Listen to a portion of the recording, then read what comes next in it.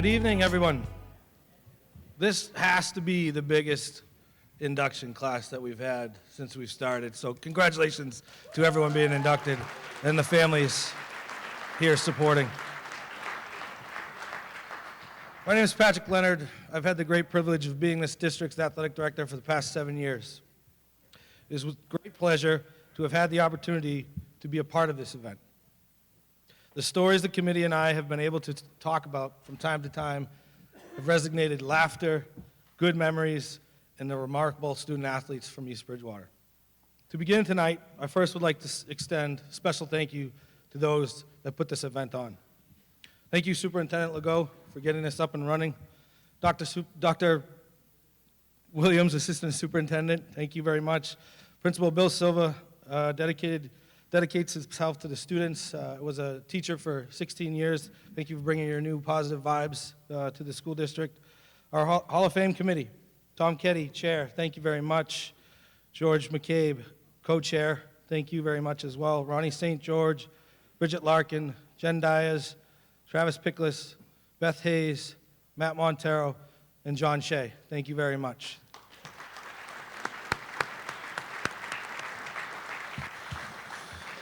Thank you to Doug Hortensi and the custodial staff for preparing for tonight's events, along with each and every day that they present this school to the best of its ability. Thank you, Deb Vaughn and her food director and her staff for putting on today's meal. They do a great job for us every single year, so thank you, Deb Vaughn. Yes, absolutely, well deserved.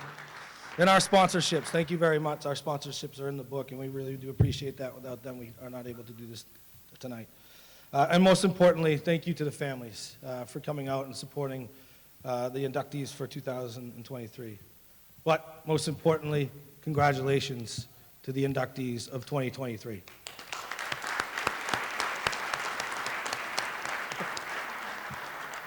At this time, I'd like to call up to the podium Superintendent Elizabeth Legault.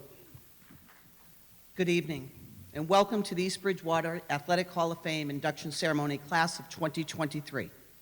24 individuals that contains a set of brothers, siblings from already Hall of Fame members, and one coach whose team won 3 state championships, which may have been an omen for our newly crowned state championship cheerleading team. Very impressive and very East Bridgewater. No wonder we are known as Titletown. Tonight's inductees furthered their athletic careers at the likes of Northeastern, SMU, Brandeis, Boston University, Bentley, Plymouth State, Fitchburg, Assumption, Merrimack, Massachusetts Pharmacy College, URI, which is my favorite this evening, go Rams, Stonehill, BSU, Southern New Hampshire, Drexel, and Marshall University. We have veterans that are among the inductees. We thank you for your service. We have inductees who join the workforce upon high school graduation and have owned their own successful businesses.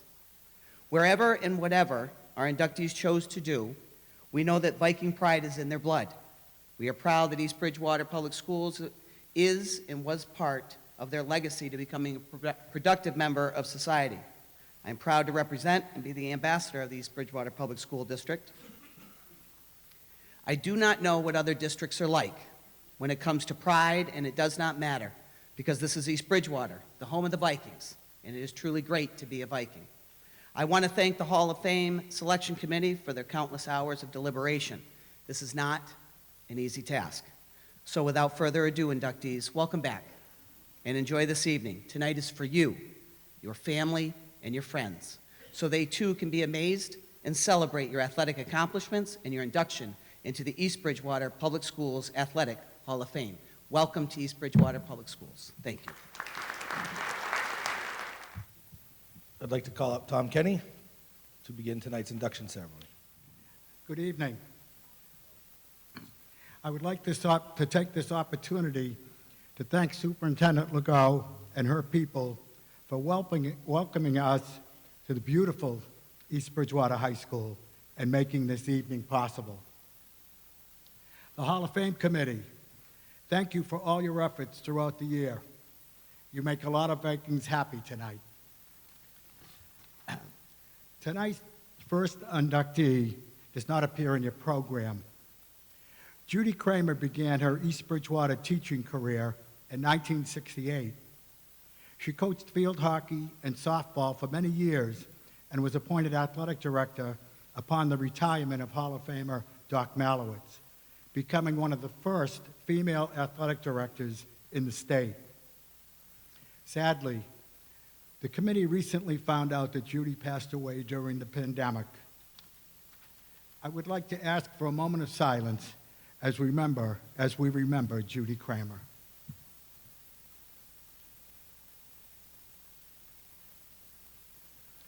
Thank you.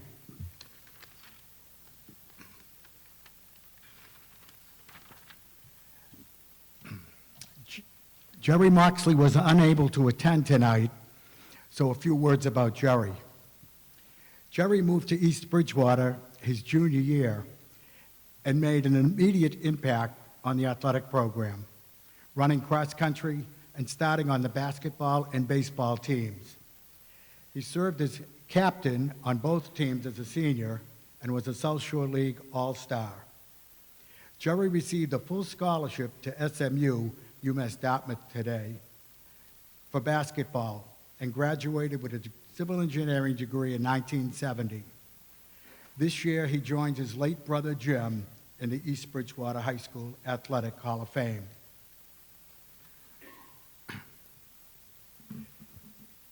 Peter Furia, God rest his soul, of the legendary 1959, was affectionately known as Pizza to his teammates.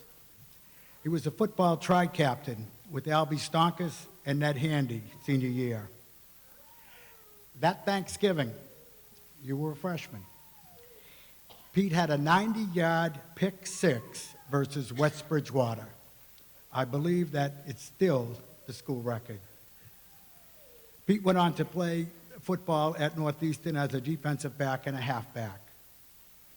Pizza was a starter on the EMAS championship basketball team and known as a tough defender and a shot blocker at 5'10". Probably because he was a track athlete and a pole vaulter. He was also a quarter miler on the track team and part of the record-setting 4x220 relay team with Al Stonkus, Lauren Flagg, and Russ Hatfield. It is my honor to call to the stage Virginia Furia and her son Peter to accept the Hall of Fame award on behalf of Kim, Mary, and the family.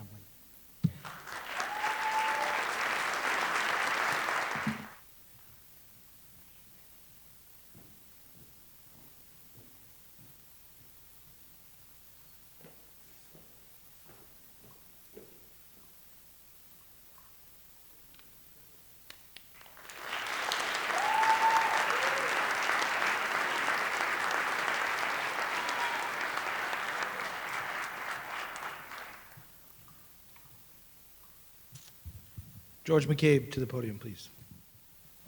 Good evening. I'm on the Veterans Committee with Ron St. George, and I'm glad I finally have a chance to get a word in.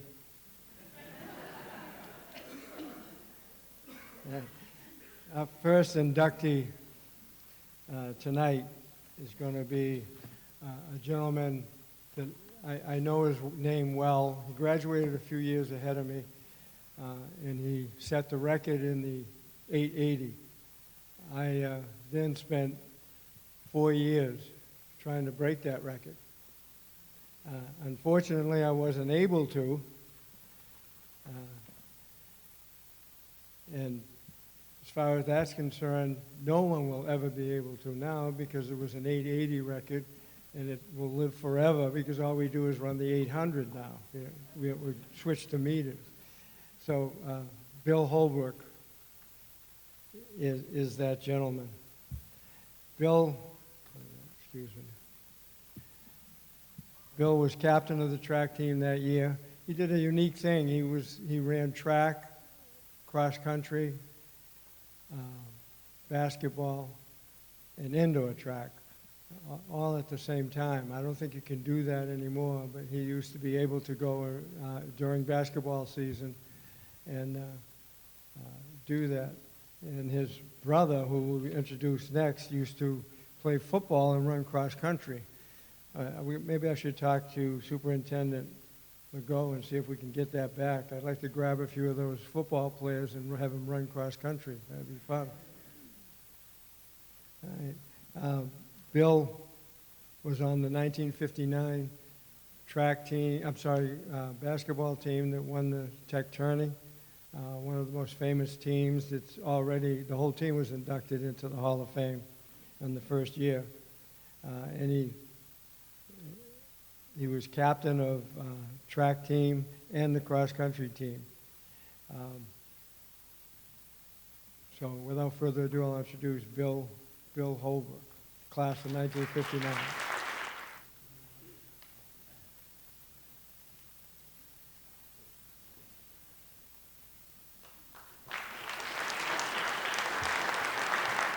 Bill had an older brother named Albert Kendall Holbrook, who was unable to be here tonight because of health reasons. But his brother Ken also was a runner. In fact, he became the first captain of the first track team ever in East Bridgewater. I think it was 1953, and when we started track. He also was part of a group of guys in the early 50s that wanted to bring football back to East Bridgewater. East Bridgewater had a football team in the 30s, and for some reason, in fact, I was going to ask him tonight if he knew the reason why they stopped football, but football was stopped for 20, 25 years until a group of young men got together, got a coach, and tried to bring back football to East Bridgewater.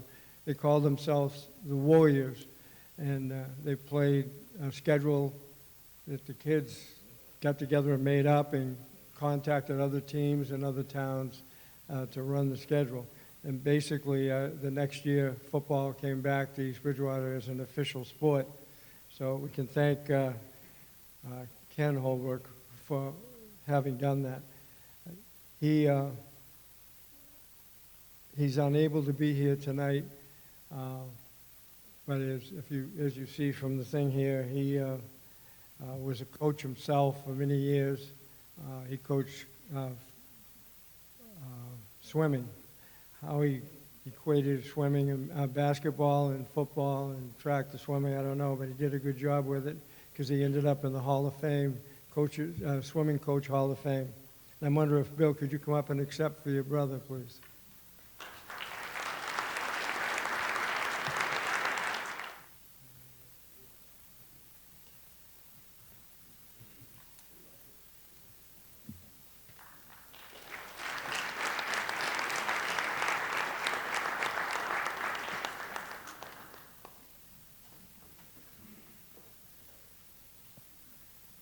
Our third veteran inductee is Jack Leland, who's unable to be here tonight.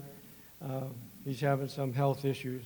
Jack graduated with me, so I know him well. In fact, I caught a no-hitter in Little League back in, I forget the year. But he was a great baseball player, basketball player. He was captain of the basketball team our senior year. He went on to the baseball team and had an unbelievable season. I don't know if you were able to see on the awards table down near the cafeteria, there was a Eddie Germano cartoon based on Jack Leland. His first, not his first, but in the senior year, he hit 10 straight hits, which set a schoolboy record at the time. And he also played third base and was the relief pitcher, the closer for the team.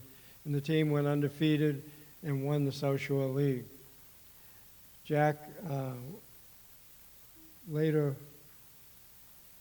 went on to the Army, and he served 2 tours in Vietnam.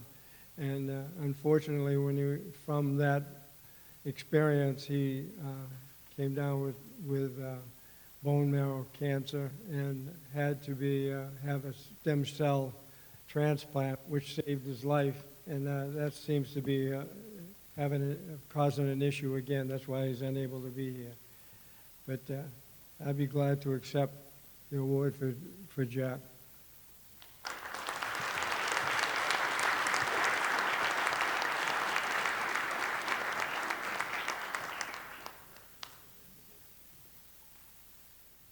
Once upon a time, in what feels like a lifetime ago, I first heard about Roger Hill when Principal George Kelly would report about superlative students at the school committee meetings. And Roger certainly was one of them. He was a fine student, a member of the National Honor Society. But today, I'm here to introduce Roger Hill, the athlete. Roger, class of 1996, was one of those guys who played 3 sports all 4 years: football, basketball, and baseball, and he was captain in 2 of them. In fact, he was quarterback on the football team when East Bridgewater went to the Super Bowl. Exciting times for our little town. After graduation, Roger went on to Bentley College, where he continued playing baseball for 4 years with the Falcons. And very recently, he was inducted into the Bentley College Athletic Hall of Fame for his all-time hits leader. But graduation from college was not the end of Roger's athletic career. He continued with the Cranberry League, playing for the Braintree White Sox, and was with that team when they participated in the 2010 Stan Musial World Series in Texas. What made Roger stop? In 2011, his son Wyatt was born, and Roger realized it was time to retire from baseball. Now he plays golf and, as he tells me, joins Joe Driscoll in the Old Men's League. These days, Roger coaches his daughter Winnie and her softball team and watches Wyatt as he plays freshman soccer as a 7th grader. Roger is quick to recognize that his wife Amanda, a former softball player, deserves some of the credit for their next generation's athletic talent. It is my sincere pleasure to introduce Roger Hill as a 2023 inductee into the East Bridgewater Athletic Hall of Fame.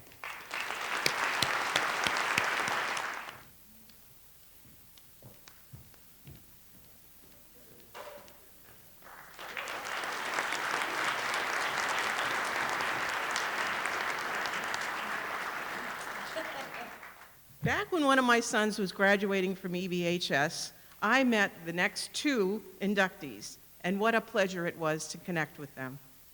Let me start with Andrea Mallet Lucy. By the way, that's Mallet with 2 T's, who was not only involved in sports, but was a member of the National Honor Society. She participated in soccer, indoor track, and outdoor track, serving as captain for both indoor and outdoor track. In fact, she was a Patriot League All-Star for soccer in 1999. In both indoor and outdoor track, she was a 3-time Patriot League All-Star, and one more honor. She was named to the Enterprise All-Scholastic team. After EBHS, Andrea graduated from the University of Rhode Island and then received her master's degree from Bentley College. She now works as a certified financial planner. These days, Andrea runs for fun and for fitness. I'm not sure how she does it. I'm not sure how she does even that, with 4 children ages 7 through 14, who are all involved with sports, track, cross country, ice hockey, and lacrosse. You parents out there know how well that kind of commitment that Andrea and her husband must give to the 4 active children on a variety of teams. So it is my pleasure to introduce Andrea Mallet Lucy tonight as a 2023 inductee into the East Bridgewater Athletic Hall of Fame.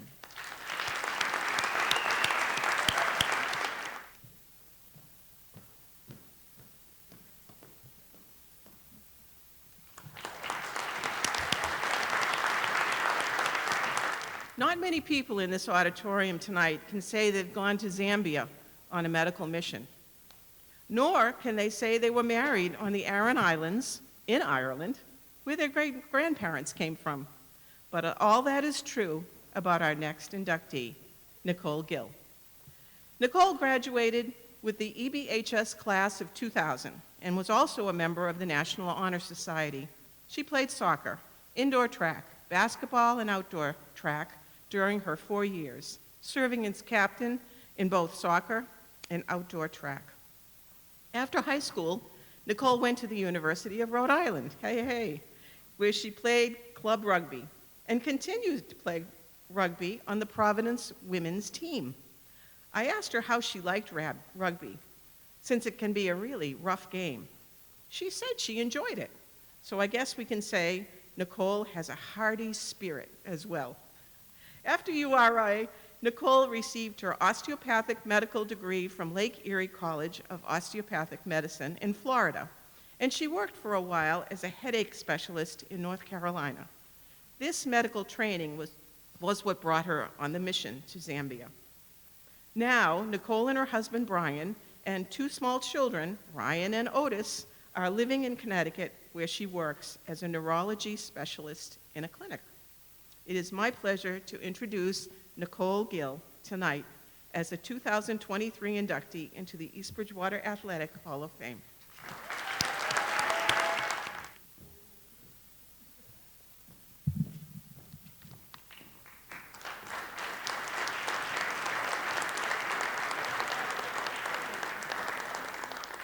Now I know why no one wanted to follow Beth. She's such a great speaker. Now you're going to see the opposite of a great speaker. Gina Williams was a graduate of the class of 1988 and is a great friend of mine. During Gina's athletic career in East Bridgewater, she was a member of field hockey, basketball, and winter and spring track. Gina was a 3-sport captain in field hockey and winter and spring track. Gina was an all-star in her junior and senior year and a member of the Brockton Enterprise All-Scholastic team, as well as the Boston Globe All-Scholastic team. For track, Gina received all-star recognition during her junior and senior years and broke the school record in the 1 mile. Gina went on to play field hockey at Plymouth State and was named captain her senior year and awarded the Dorothy Dale Sportsmanship Award. Gina has said that her children were her biggest accomplishments. Mentioned nothing about Tommy, though. It is my pleasure to introduce to you Gina Williams.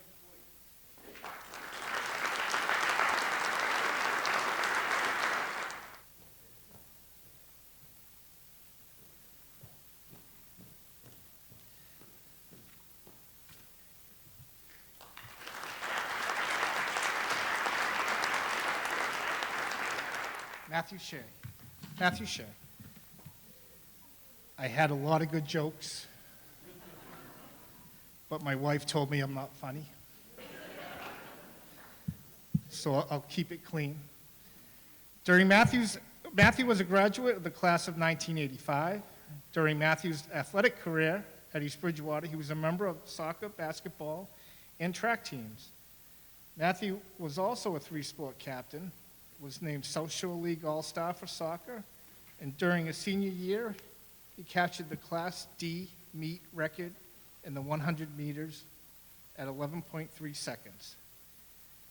Matthew went on to attend Fitchburg State University, where he participated in both soccer and track.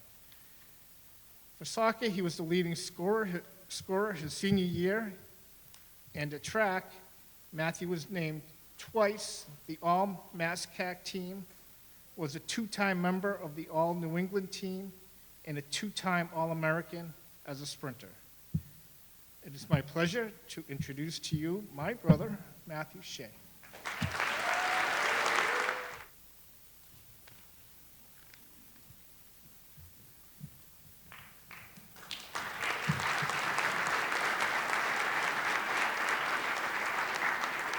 And I just want to say my mother is crying more for him than she did when I was up here. George McCabe, again, please. You notice I'm doing most of the work here. I have the pleasure of introducing or inducting Daniel Lovel to the Hall of Fame. Dan was a graduate of the class of 2017. He, in his athletic career at East Bridgewater, he ran cross-country, indoor and outdoor track. He is by far the best 400 hurdler we've ever had at East Bridgewater. In fact, he put the wrong number down on his sheet. He actually has the record in the 400 hurdles. It's 55.72 FAT. He also has the record still in the triple jump, which is 44 feet. The former record was held by Stephen Gizzard, who some of you might remember, and Dan was going for that record most of his senior year. One meet I was walking by the event waiting for him to jump, and he called me over and he goes, "Coach, watch this." And he went and jumped. Now, the record was 43.10. He went and jumped 44.10. So that's a tremendous record. He was a all-scholastic, Enterprise all-scholastic in indoor and outdoor track. He was captain in cross-country for 2 years, his junior and senior year. He was captain in track his junior and senior year. And he also was captain in indoor track junior and senior year. He went on to have a long and successful career at Merrimack College, where he finally, his senior year, beat the record that he had at East Bridgewater. He ran 54.9, just barely beating the record, which means that coaching in East Bridgewater was as good as the coaching in Merrimack College. Interesting side note is when he was a senior, the Massachusetts Track Coaches Association awarded him a $5,000 scholarship. Scholarship, which is given out to only 3 individuals in all of Massachusetts. So it's my pleasure to introduce Daniel Lovel.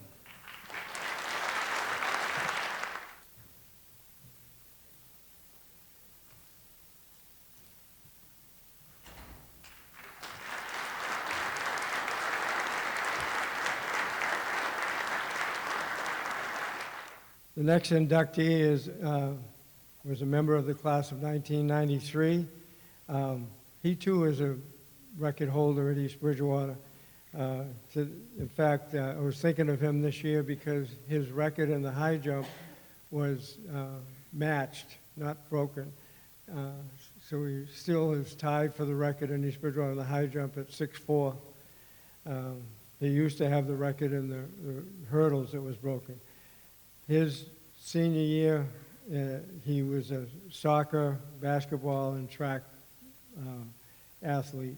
Unfortunately, at the beginning of his soccer season in his senior year, he, on the first, I think it was the first game, he injured his, actually, I don't know what they call it, broke his ACL.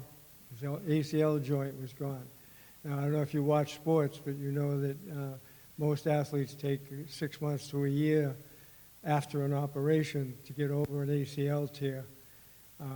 But he decided he didn't want to give up since he was the best athlete in the league, the hurdles and the high jump. He didn't want to give up. He talked his mother into letting him not get an operation, and he continued to run. He actually went out for basketball, and that only lasted a few months. He tried to do it with a brace. It just, you can't go side to side with an ACL tear, but you can run straight. So he decided he'd put the brace on and run straight, and he ran the third fastest time ever in the hurdles at East Bridgewater, at the hurdles.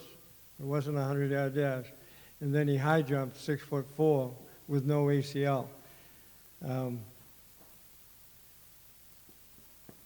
He also did jump 42 feet in the triple jump with no ACL, and long jump 19 feet with no ACL. He was one of the most determined athletes that I've ever coached. and did a great job for us that senior year because we won the championship. So I'd like to introduce Jonathan Swartz.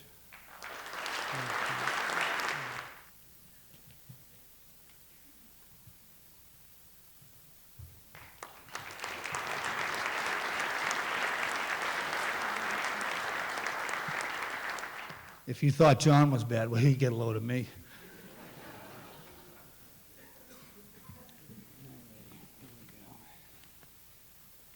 Good evening, and thank you all for being here. Congratulations to all of the inductees into the East Bridgewater Athletic Hall of Fame 2023. I would like to thank Superintendent Liz Legault for her support and all the members of the Hall of Fame committee. I would especially like to thank Mr. Kenny. After a very trying year, he ended up to be a shining beacon for this committee and surrounding communities. He's a man that never knows how to say no. Thank you, Mr. Kenny.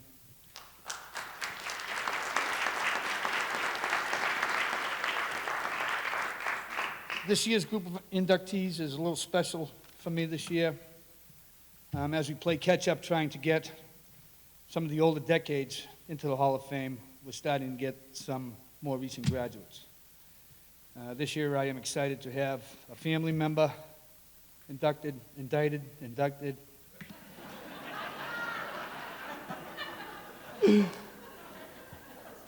Former student athletes I was able to coach, and a coach I was able to coach with and become friends with.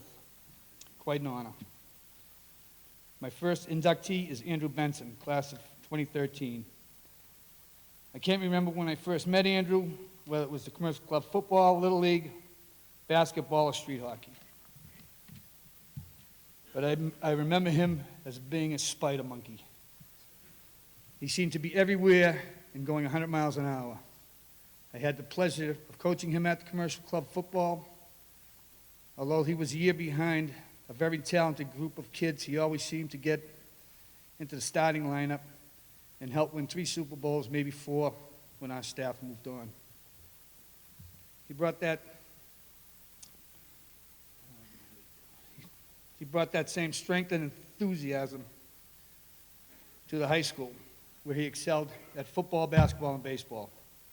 Some of Benny's favorite high school memories were football Summer Olympics, Venus Pizza Wednesday nights, pregame pasta fest, playing his junior, senior years, winning all scholastics, named ESPN Player of the Week, South Shore League Player of the Year 2013, and making the Shriners. Andrew said just meeting all of those players from around the state was so cool. His junior and senior year Thanksgiving days were some of his most special memories, ending the season with a win. Benny's favorite coaches that helped him along the way were Ryan Eaton, Billy, Yo Benny, Royal, and of course Sean Tappy. What he learned from those coaches paved the way for his student-athlete career at Assumption. His stats are in there. I'll read them, but I won't read them because they're already in the thing. But they're not too shabby. I was sitting in the car one day with Bill Wilhelm during a rain delay at a softball game I was umpiring. He was asking about some of the EB kids. And after a while, he said, "Hey, whatever happened to that Andrew Benson? Where did he go to school?" He was one of the best athletes I have ever seen come out of that town of East Bridgewater. And that's quite a compliment coming from Bill Wilhelm. Sean Tappy quoted, "Andrew Benson was one of the best athletes I ever coached. His size, speed, and toughness were a force on the football field. Andrew had the ability to take over the game at the quarterback position with his feet and his arm, as he produced one of the best seasons in East Bridgewater's long history his senior year. His athleticism transferred to college football as he became one of the best safeties at Assumption, in Assumption college history. His mom, Deb, wanted to add, thanks to the EB teachers and staff, it took a village to help make Andrew the man he is today. Andrew is the proud son of his parents Bob and Deb and brother to Holly and Tori. He is currently traveling across America with his soon-to-be wife Jackie and their dog Judson. At this time, I would like to call Bob and Deb up to the stage to accept Andrew's 2023 induction into the East Bridgewater Hall of Fame.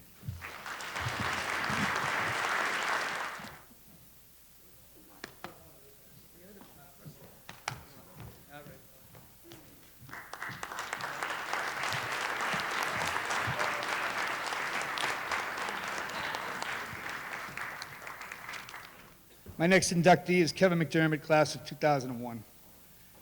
Like most kids in East Bridgewater, Kevin grew up playing whatever sport was in season. And like most fall sports, it was soccer. In East Bridgewater, anyways. He enjoyed that for a while, always playing with his cousin, EB Hall of Famer Joe Frost. Kevin doesn't remember why, but he figured he'd give commercial football a try. He was either a second-year Pee-wee or a first-year midget, and that would be the end of his soccer career. He continued to play youth basketball and baseball, always following in his brother Brian's footsteps and being on the same team as his cousin Joe and his best buds Kevin Luddy and Mike Cowgill. Kevin fit right in his first year at EBHS. One of his favorite coaches was Gordy Ross, who put him at quarterback in his freshman year on the freshman squad. This would eventually catch the eye of this guy sitting here in the front row, head coach Ron St. George. He was starting point guard on the varsity basketball team and also played freshman baseball. Kevin entered his sophomore year as a starter on defense for Coach St. George. His forte seemed to be basketball, though. After his sophomore year of hoops, Kevin decided he wanted no more of baseball. He wanted to focus on AAU basketball. Well, Coach Cronin's loss was Coach McCabe's gain. Kevin's dad, Jack, in his fatherly wisdom, explained that if you weren't going to play baseball, you were going to have to find a job. The next day, Kevin showed up with a permission slip to run track. It also worked out for Kevin because Mr. McCabe happened to be one of Kevin's favorite teachers. For Kevin's junior and senior year, he became well-versed and coached St. George's two offensives, off tackle left and off tackle right. 30-plus carries and 100-yard games were the norm. His stats would speak for themselves, whether it was on the football, basketball, or track. Being a captain in all three and maybe setting a record or two along the way. Some of the people that Kevin looked up to and wanted to emulate were a pretty good bunch. The Hill brothers, Tyler McDonald, Mark Taylor, and of course his brother Brian. His favorite memories include playing in the Shriners, WATD Player of the Year, his playing hoops in the South Sectional Final versus Carver, and the infamous Fraser brothers. After EB, Kendall went on to scholarship at Stonehill for football. He played 3 years starting his freshman year. Due to injuries, he was forced to sit out his senior year. Like most, Kevin will relish the time he spent with teammates, teachers, coaches, and friends, who he still hangs with to this day from East Bridgewater High School. Kevin lives in Hanover. He is the proud son of Jack and Deb, brother of Brian, loving husband to his beautiful wife Jenna, and his three amazing daughters, Kennedy 10, Cecilia 3, Peyton 2. At this time, I would like to call Kevin up on stage and welcome him into the East Bridgewater Athletic Hall of Fame.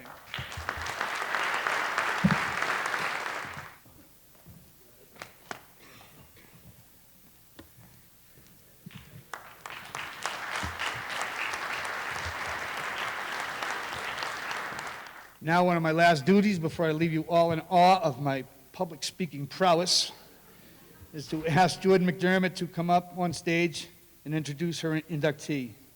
I had the privilege to coach with him. We became friends. We had a lot of fun. And we have a lot of memories together. Thank you, and Jordy, come on down. Good evening. Before I go introduce our next inductee, I would like to take this opportunity to thank the Hall of Fame committee members for putting together a great selection of talented athletes and coaches, and for allowing me the honor of speaking this evening. For those of you that don't know me, my name is Jordan McDermott, and I'm a graduate of the 2008 class here at East Bridgewater. About a month ago, I received a text from an old coach and friend of mine asking me for a favor, and could I call him when I had a minute. I immediately called him and asked him what was up. Hey, Jordy, I'm being inducted into the East Bridgewater Hall of Fame, and I was asked to have someone speak on my behalf, and the first person I thought of was you. I had the pleasure of playing for Mike Dunphy for my freshman to senior years on his varsity softball team. When I look back on those 4 seasons, not only do I remember the lessons that Coach Dunphy taught us, but I remember his effort to always build a special bond with each player. I am fortunate to still have a close relationship with him today. As a high school softball coach myself, I find that I am channeling my inner Dunphy and applying skills, drills, and coaching vocabulary that he has taught me. Softball smart, hit smart, clutch hit, and accountability are a few of his words I've learned, as well as attempting to teach my team the infamous Corey Trask fall trick play when runners are on first and third. Mike Dunphy has quite an impressive resume when it comes to his softball coaching career at East Bridgewater. I mean, just take a look at tonight's program and packet and just look at his bio page. Wow. When meeting with Mr. Dunphy, I asked him about some of his best coaching memories. He went into detail about many, but here are some that meant the most to him. Let's go back to his 1999 season. While it took a while for his program to get to tournament, Mr. Dunphy remembers this tournament game the most. His team traveled to take on the Warriors of Foxborough, Mass. Both pitchers were throwing a perfect game, making the game go into extra innings. The Vikings' #1 fan at the time was former player Megan Rosenberg's dad, Andre. Andre was dedicated to the program and attended every game. Andre was also an employee of Hood Milk in Boston. A nail-biter of a game, still 0-0 going into the 9th, Andre sees in the sky the Hood blimp floating across the field. He goes up to Mr. Dunphy and says, "It's a symbol!" And it sure was. The Lady Vikings walked off that field that tournament day with a 2-1 win over Foxborough, advancing to the second round of the tournament. I know I speak for every alumni who has played for Mr. Dunphy when I say we always enjoyed his end-of-the-season poems he would share with us. Another memory of his was when that same team traveled to Middleborough for the second round of tournament. Middleborough was at a perfect record of 21-0. They had already beat East Bridgewater 3 times that season, twice in league play, and once in the Carver tournament. Andre Rosenberg made sure he brought the good luck charm that game. No, he didn't get the Hood blimp to, like the previous game, to fly across the sky, but he did bring a mini blimp that sat in the dugout with the team. That blimp got the girls to defeat Middleborough 5-1, and Mr. Dunphy made sure to write a poem titled 21 and 1, which was loved by the girls so much that they framed it and gifted it to Mr. Dunphy. I asked Mr. Dunphy what he took away from coaching females. His response was how impressed he was that girls can eat and eat a lot, which was then followed by his Dunphy chuckle that students and athletes can still hear to this day. Exit 6 was the rest stop that teams would stop on their way back from playing in Harwich. Subway, Burger King, and Dunkin's staff were the victims of the East Bridgewater softball program. When we played in Harwich, knowing we would be stopping on the way home from the game, he called it the Harwich Triple. If you hit a triple in the game versus Harwich, Mr. Dunphy would buy you a foot-long sub. Former player Melissa Souza was the real winner when it came to this. Melissa was able to hit 3 triples, which meant she got 3 foot-long subs. There was a ball that she hit that should have been a home run, but she stopped at third so she could get another foot-long. Dunphy remembers Melissa getting all 3 footlongs and did the following with each. 1 for herself for the ride home, 1 to the manager at Subway, and the last one she kept for herself to have the next day at lunch to rub it into all the others at school. Before I asked Mr. Dunphy to come up on stage and get the recognition he deserves, I reached out to former players and asked them what they took away and what they valued most from playing for Mr. Dunphy. respect, accountability, mindfulness, comfortability, supportive, inspiring, determined, tough love, leadership, and humility.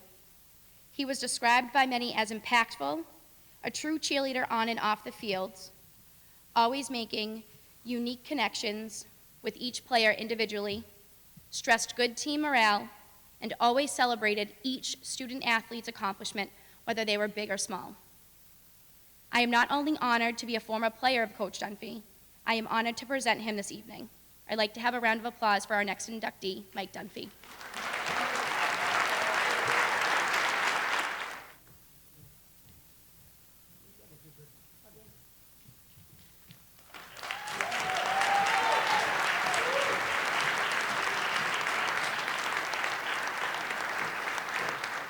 Jordy, great job. Congratulations, Coach Dunphy. I get the privilege of sitting in these committee meetings once a month, and they get pretty exciting. And the conversations we have, 95% of the time, I don't know anybody. So, I'm kind of just like in awe a lot of the times. But these last couple of years, I've had the privilege of being able to nominate and discuss student athletes that came through here since I've been here. And these next two are two female athletes that I had the pleasure of watching multiple sports. First, with the class of 2017, Jacqueline Gavin. Jacqueline Gavin was tenacious, a great teammate, and a tremendous leader. She was a junior captain for basketball and softball, and also, again, as a senior, to go just to let everybody know how good of a leader she was. She always put the team first. She was a member of the 2014 and 2016 state championship teams in soccer. She was a 2016 South Shore League All-Star and Brockton All-Scholastic member. She was also a member of the 2016 Eastern Mass All-Star team. In basketball, she was a 2017 South Shore League All-Star, a 2017 Brockton Enterprise All-Scholastic, and like I said, she was a junior-senior captain. In softball, she was a 3-time South Shore League All-Star, a 2-time Enterprise All-Scholastic All-Star. She was the Player of the Year in 2017. In 2016 and 2017, she was junior-senior captain. She's 5th in career batting average at 418. She's tied 3rd in singles with 36, tied 3rd for career hits with 117, 5th in career extra base hits with 32, 2nd in single season runs at 34, 1st in career runs at 122. After graduation in 2017, Jacqueline attended Southern New Hampshire University. Started 129 out of 133 games. Junior and senior year was shortened by COVID. Overall batting average was .310. She had 1 error and 180 putouts in 4 years. Added 8 assists from the outfield. She was 2021 New England 10 first team all-conference recognized and 2021 academic all-conference recognized. It is with great pleasure to name in 2023 inductee Jacqueline Gavin.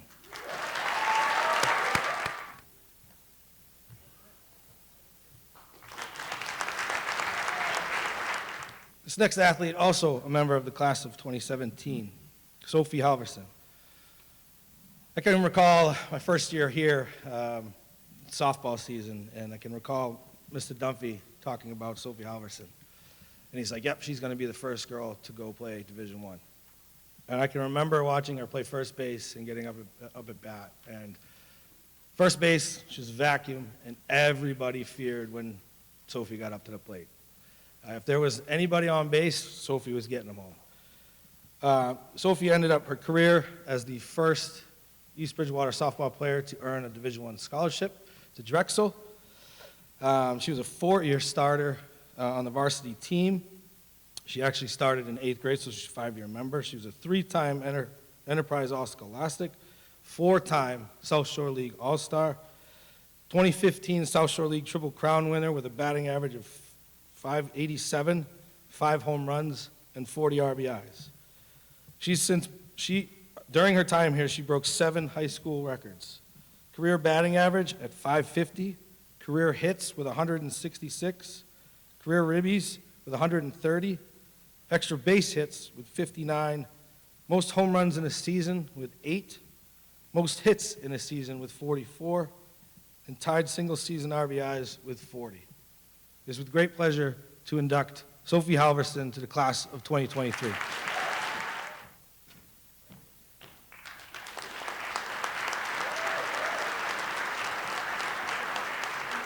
So this is the part of the ceremony where everybody should go get some popcorn, because Ronnie St. George is coming up. And the man can talk, and he can definitely make people laugh. So I'm excited to hear what he's got to say today, because most of the stories that we have in the committee meeting, Ronnie is right there on point with every single memory possible from his 30-plus years of coaching. So without further ado, Ron St. George. You know, prior to coming this evening, between my wife and I, whenever I go out of the house, she has to check me from head to toe. So, when I chose what I wanted to wear, do you have food on it? All of your clothes? No. And so then she allows me to come out and do what I'd like to do. First of all, I'd really, and I've congratulated our superintendent once or twice, to be such a supporter of athletics and their comprehensive education, number one, right? We have had so many athletes over the years get a free education. Just the class of 1959, and my very good friend and my mentor, Al Stonkus, his class, had 37 boys in it, and I think 6 or 7 of them got full scholarships, room, board, books, and tuition. And that was back in 1959. I'd like to thank all the members of the committee. It's not easy. I understand that we're under criticism at times, and how did this kid get in before this kid get in?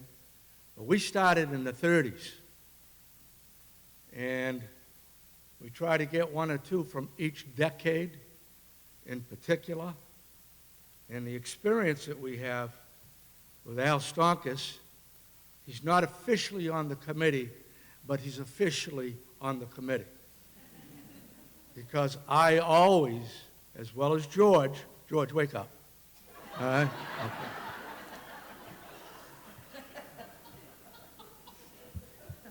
I always ask him, who were these stud athletes then?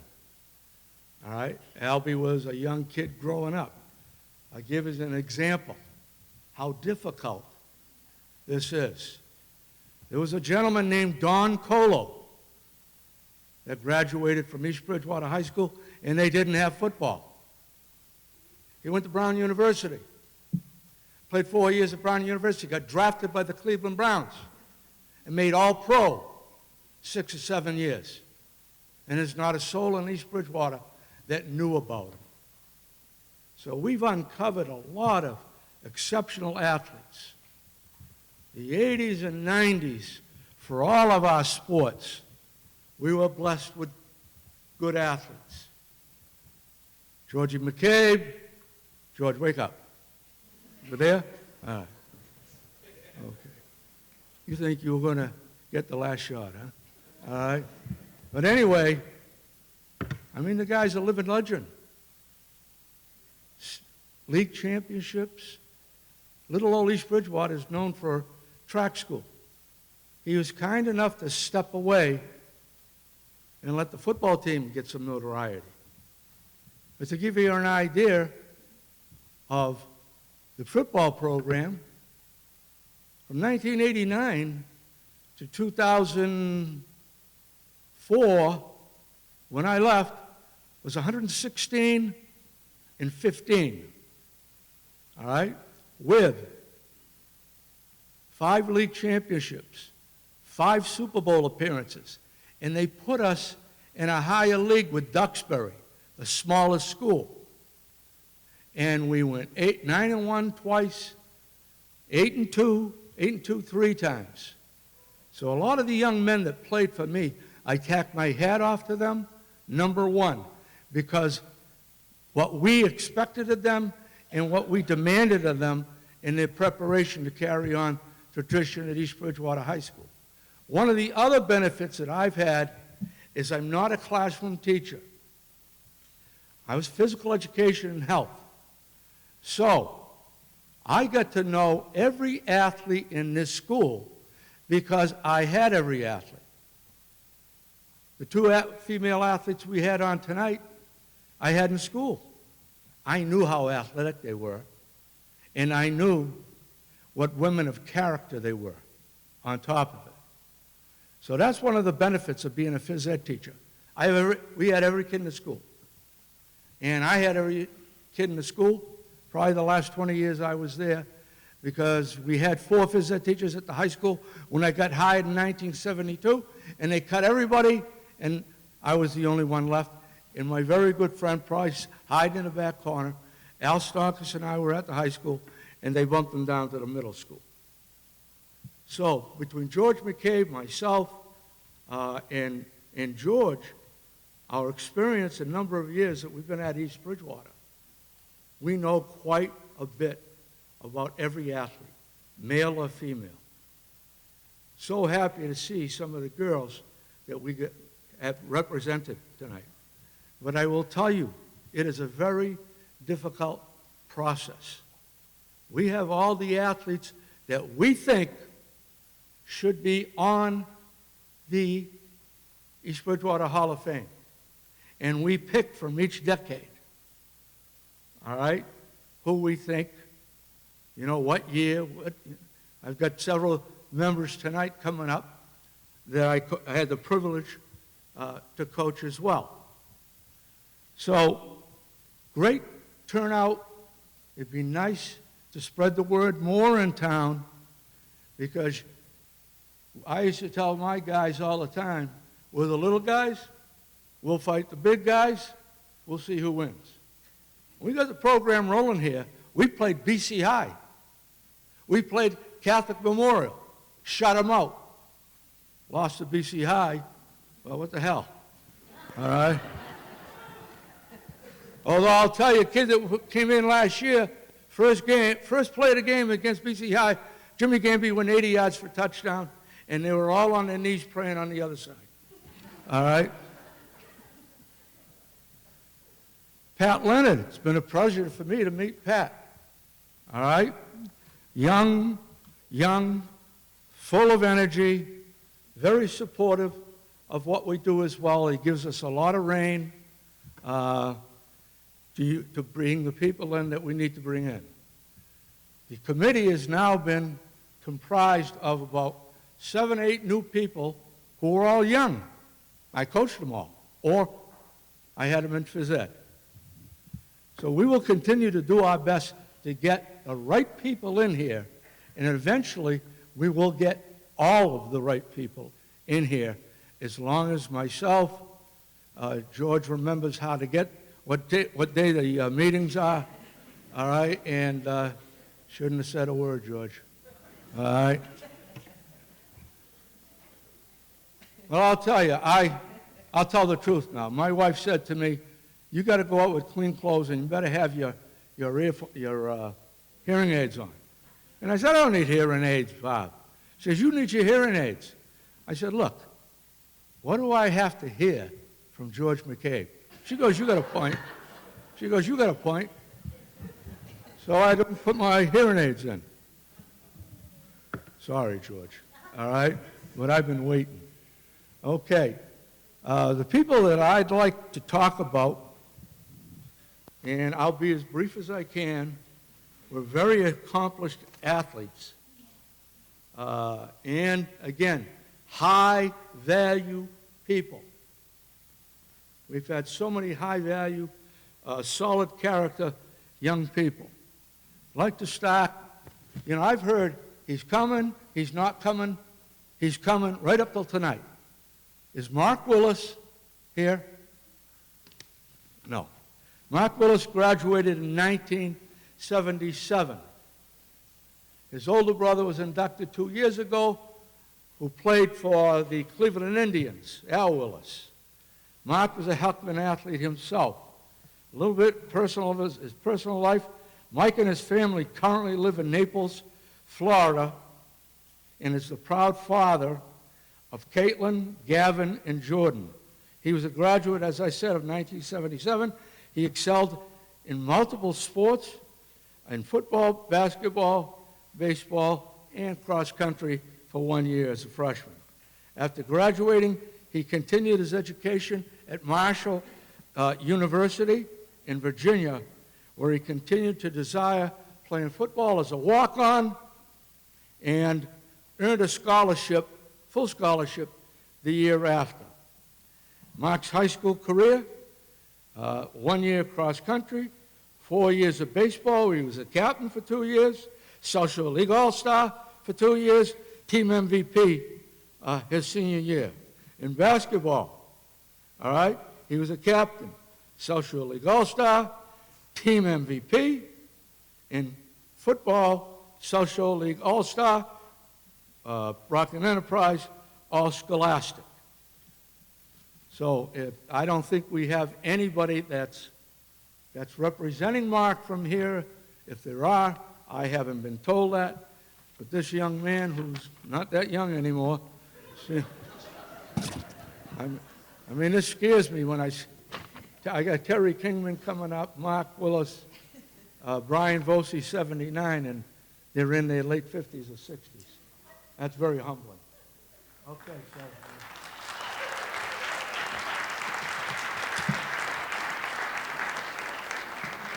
Another 1977 graduate, Terry Kingman. Terry and his life partner, Tracy Solari, who basically was my assistant in the weight room. Tracy, not Terry, all right, are the proud parents of Lane, who graduated from Johnson & Wales in 3 years and had a 4-point GPA. Abby, who's a graduate of Bridgewater State, currently teaches phys ed at Stoneham and the girls' field hockey coach. Gage will be graduating from Harvard in the spring with a 3.89. All right. His stepchildren, Meredith Kennedy, has a master's and is currently at BSU, and Jared Kennedy, who's a policeman in Springfield College. His high school career, all right, football. He was a South Shore Football League All-Star. Senior year, he played wingback and he played defensive back for us. Our wingback position, whether it was 1977 or the last year that I coached here, was a very difficult position. You had to be very versatile. You had to be able to block number 1, run number 2, and catch a ball number 3, and number 4, catch hell, if you didn't do any of them correctly.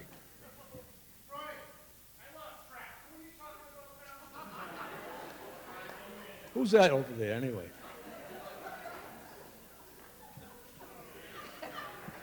Who is it?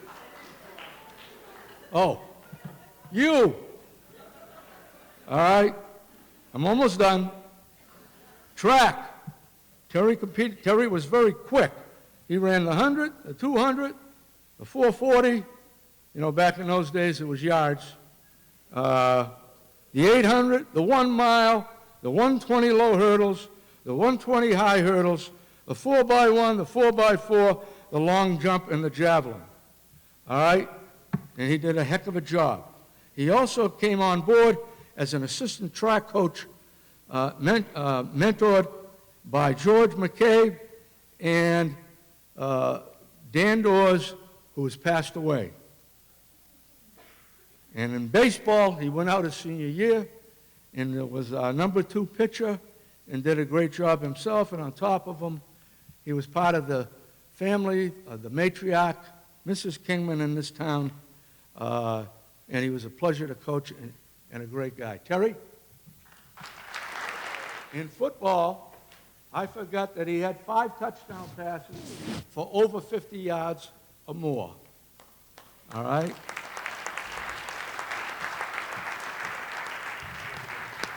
And he made the Social League All-Star team.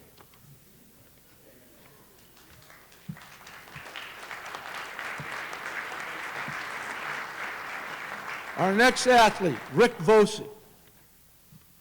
Rick was a 1979 graduate. Rick is married to Linda Callahan. Rick and Linda are the proud parents of Brian, Andrew, and Nicholas Vosey, and stepchildren Tommy Daniel and Stephen Burke, as well as Joshua Chico. Rick is currently employed as a land surveyor and land consultant. He played football from 75 to 78. He was captain his senior year. He played track from 75 to 79, and he was a captain his senior year as well, and he played basketball for 2 years. Now, we try to put everything down on paper to exchange with you people what they did, but a lot of these guys were humble and didn't put much of their honors down.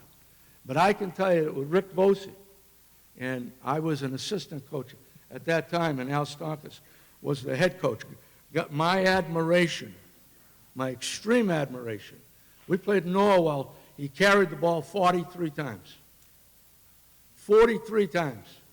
Had a heck of a game, rushed for well over 200 yards, and he didn't even break a sweat. So he'll always have my admiration for the type of player he was, as well as his head coach, Al Stonkus, and what an awesome character. Look at all the children he's got. You know, he's done a great job with his children as well. Rick Vosey. While I'm waiting for Rick, I would like to thank Mr. McDermott for describing our offense when I was the coach. Off tackle right and off tackle left. 10 league championships, 5 Super Bowl appearances, 116 and 11 from 1989 to the present.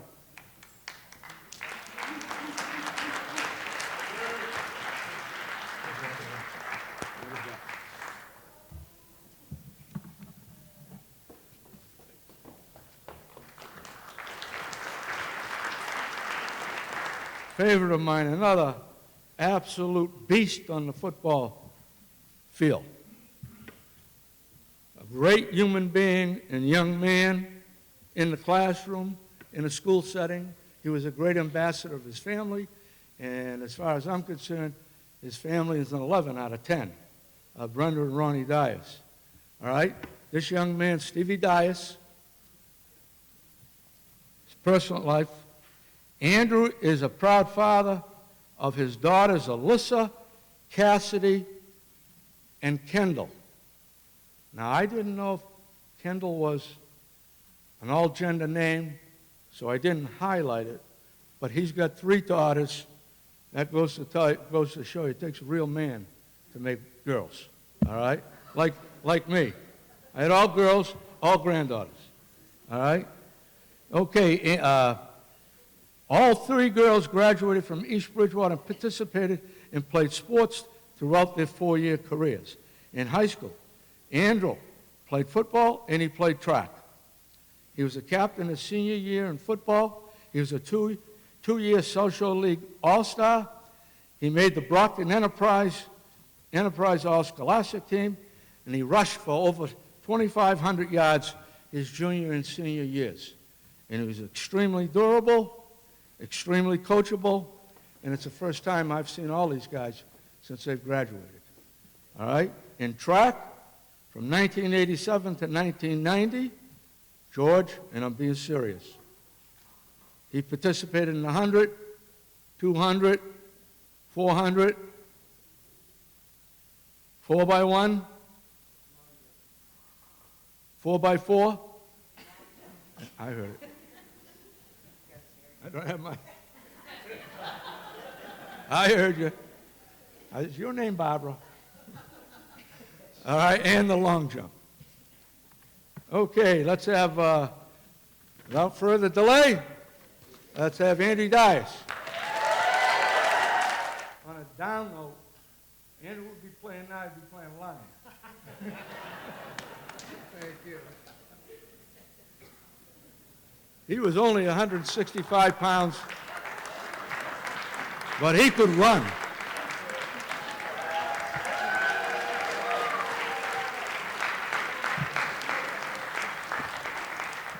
And yes, I'll be off right after this one. All right? The last one, his name is Aaron Danielson. Aaron and his family currently live in East Bridgewater, married to his wife, Devon, is it? Or Devon? Devon? Devon. All right? Well, how many times have you heard the name D-E-V-O-N? Devon, Devon. But anyway, I don't care about keeping him happy, but I care about keeping her happy. Are the proud parents of daughters Allie, Emily, and son Matt. Aaron is currently employed by Millwright Business Corporation. He also serves as an agent for the local union 1121 for the last 30 years. In high school, Aaron played football. He played, I believe, baseball. Let me see if you had basketball. No. All right, but anyway, in baseball, he was a 2-year captain of the team. Did not write down anything on his profile, whether he made all league or not, so I don't know. All right? All right, you know, I mean, come on. I started here in 1972. With all the kids you have, it's hard to remember. All right?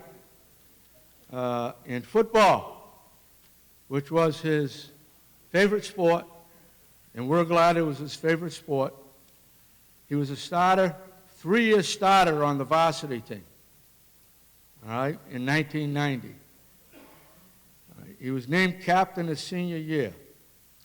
He was a 1990 South Shore League champion, 2-year South Shore League All-Star, junior and senior years.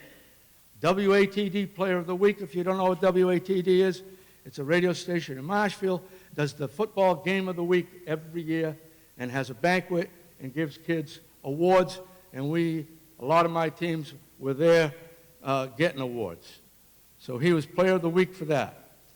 Then he was selected for the most prestigious award that you can get in the state of Massachusetts, and that's play in the annual Shriners Football Classic, which is the best kids in the state.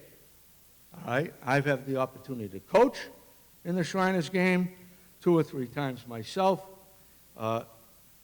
Most importantly, all right, he was named to the Brockton Enterprise All-Scholastic football team, but he was the first member of the team that won a football state championship in the town of East Bridgewater in 1990.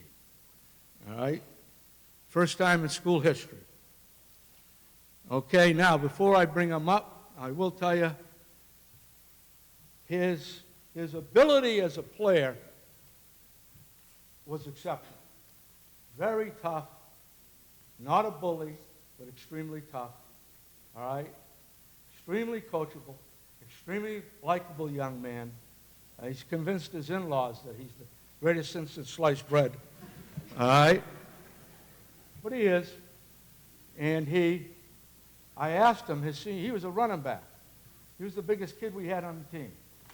5'11", 200 pounds. Asked him to move to the line because we had a cross-country team up front. All right? Our 2 guys were 165 pounds. Our center was 185 pounds. Our ends were 165, 145, and Aaron was a tackle at 200, and George Simmons was a tackle at 190. We played a team called Matyon, who led the team state in scoring. When they played Cardinal Spellman, a school that I coached at, They beat them 72-0, and they had this kid named Dan Lupo, who led the state in scoring and averaged 17 yards a carry.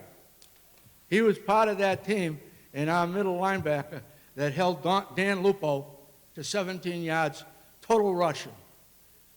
In a little community of East Bridgewater, all right, we celebrated the state championship that day because we were the little guys, we fought the big guys. They averaged 250 across the front. No embellishment, all right? And that young man is Aaron Danielson.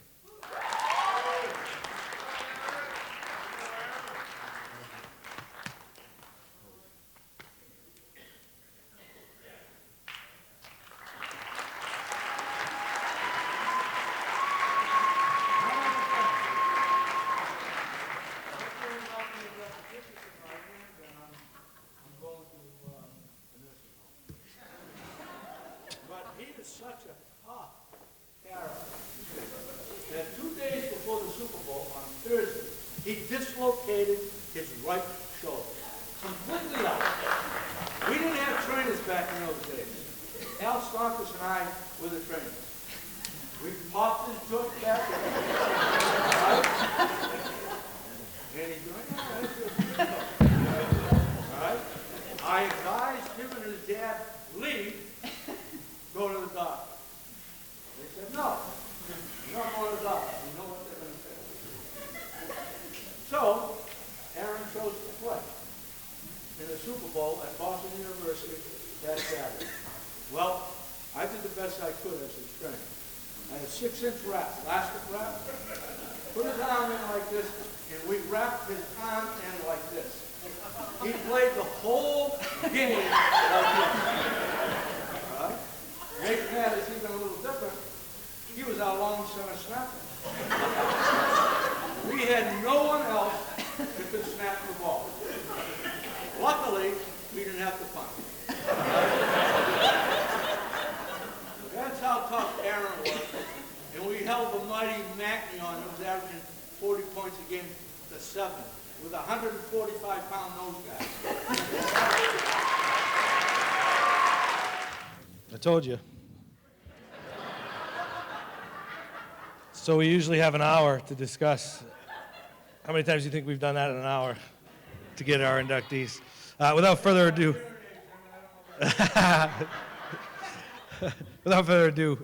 Bridget Fritz.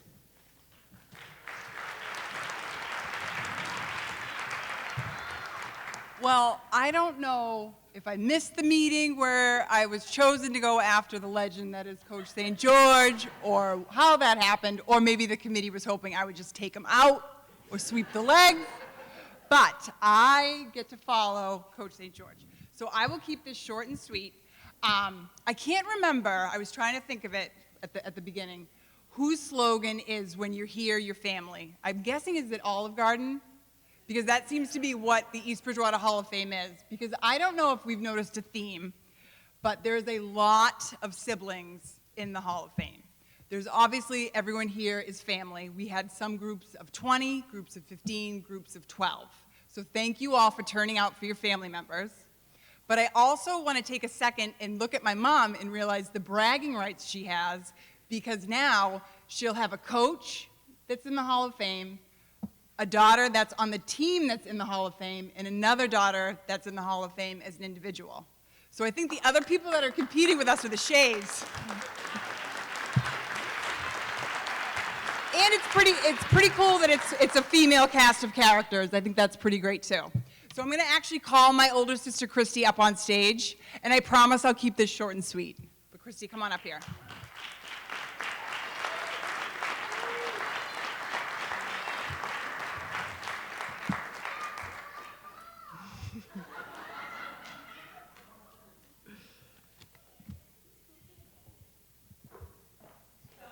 Okay, I'm going to go. So Christy graduated from East Bridgewater in 1999. She was the coach of the cheerleading team for fall and winter from 2001 to 2008. During her tenure at East Bridgewater, she had 3 state championship teams, which she'll talk about in a little bit here. I'd just like to take a moment to go over some of the things that she went into, and like I said, I'll keep it short and sweet. Not only did she help our town succeed, but she also helped other towns by doing choreography and tumbling for them. She was our Southeastern Regional Rep for the MSAA. And actually, she helped come up with the concepts for the score sheet, team numbers, and the floor layout that they still use. And I find it sort of serendipitous that our cheer team here at East Bridgewater won the state championship less than a week ago. So I think that's pretty great.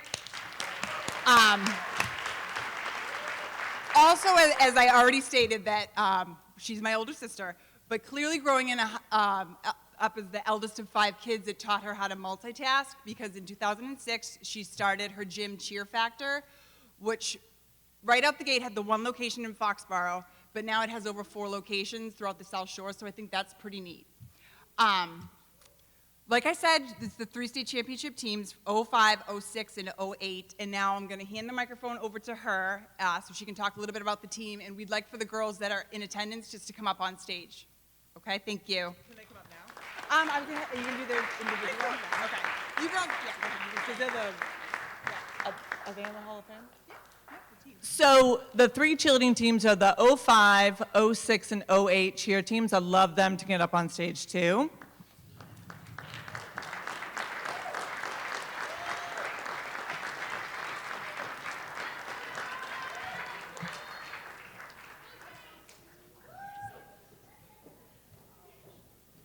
So as Bridget said, I am her older sister, and my official coaching career started approximately 28 years ago.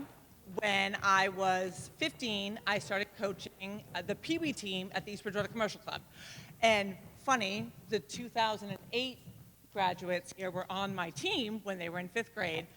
And I started my kind of tenure as a cheerleading coach, and absolutely fell madly in love with coaching and with cheerleading and with all that it entailed. And I think what's important and why I want to recognize them the most is I graduated in '99, and with no offense to the school or whatever, cheerleading was nothing. It was barely even an afterthought. We barely even got uniforms. We had no mats, no nothing. And when I had graduated high school, I was already coaching, and I just wanted to give back to the community. I went to BSU, and I wanted to continue. And I remember coming in and begging, the athletic director at the time was Mr. Smith, begging him to let me coach. And he was like, Christy, you're 17 years old. I don't know if you can do this. And I was like, I just turned 18. I can do it. And he reluctantly gave me the job, basically because nobody else applied. And I think he had like 25 different coaches over the past 5 years. So he was like, fine, if you promise to stay more than like 2 months, I'll hire you. And he did. And I think he retired like 2 months later. So I had to stand to the radar with them. But one of the biggest things that I have to recognize with them, and just in general, I coached them from the age of 19 to 26. And in that time, they were kids, but I was a kid too. And I've been thinking and reflecting a lot, and I thought to myself, I'm like, how in the world did I wrangle these girls, these animals, in those years when I was barely 2 years older than them? And I realized because they wanted the same things that I did. They saw the same things that I did.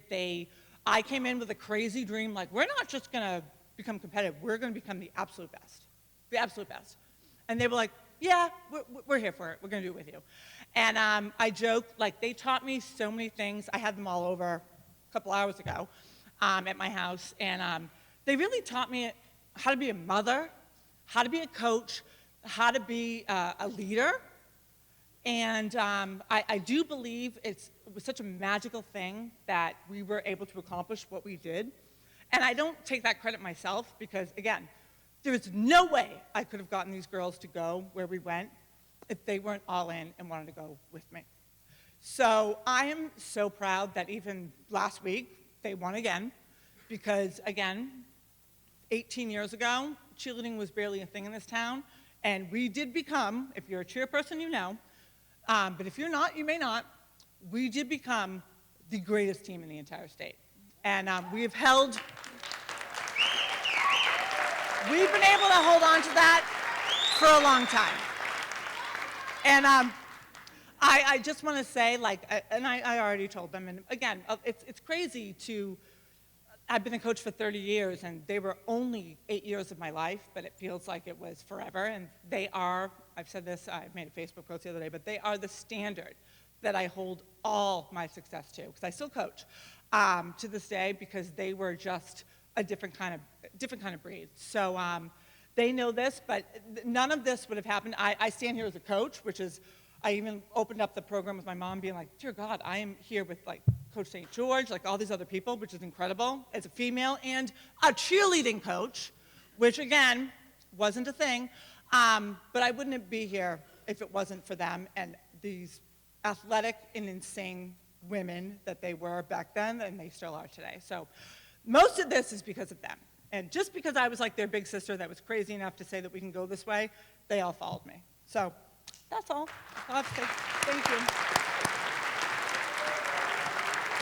I know what you're all thinking. We're not twins. Congratulations once again to the class of 2023 on your induction into the East Bridgewater Public Schools Athletic Hall of Fame.